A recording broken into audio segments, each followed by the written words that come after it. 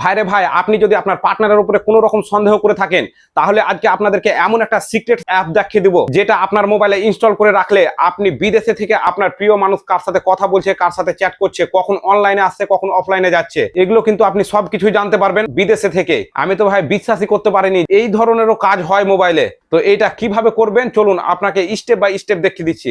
তো ভিডিওটা স্কিপ না করে মনোযোগ সহকারে দেখুন এবং শিখে রাখুন ভাই, কারণ যে কোনো সময় আপনারও কাজে লাগতে পারে। এর জন্য কিন্তু আপনি প্রথমে আপনার প্রিয় মানুষের মোবাইলটা থেকে প্লে স্টোরটা ওপেন করবেন।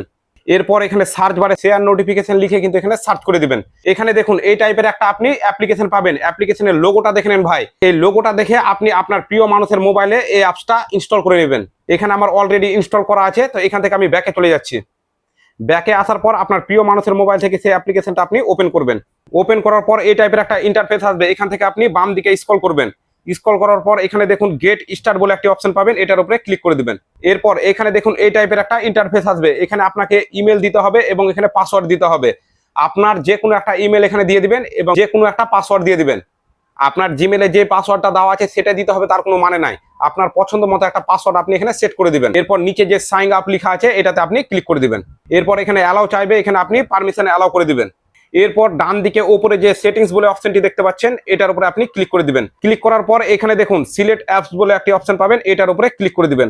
এরপর উপরে দেখুন সার্চ বারে যে অপশনটি আছে এখানে আপনি সার্চ করে আপনার প্রিয় মানুষের কোন কোন জিনিসের উপরে আপনি নজরদারি করবেন বা আপনি দেখতে চাইছেন সেই অ্যাপসগুলো আপনি এখানে সিলেক্ট করে নেবেন।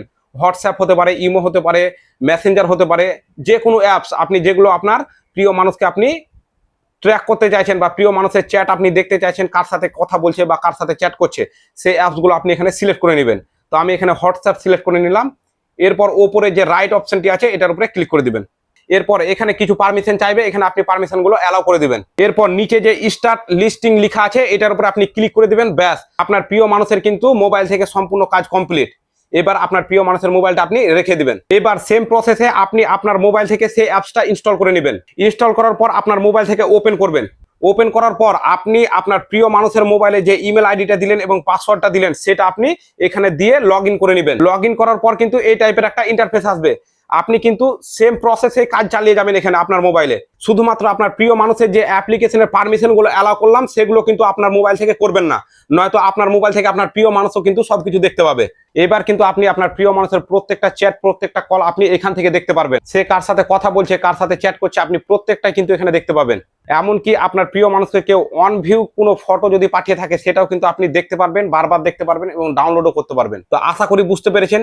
তো ভিডিওটা ভালো লাগলে অবশ্যই ভিডিওটাতে একটা লাইক করে দিবেন। আমার চ্যানেলে নতুন হয়ে থাকলে চ্যানেলটিকে ফলো দিয়ে আমার পাশে থাকবেন।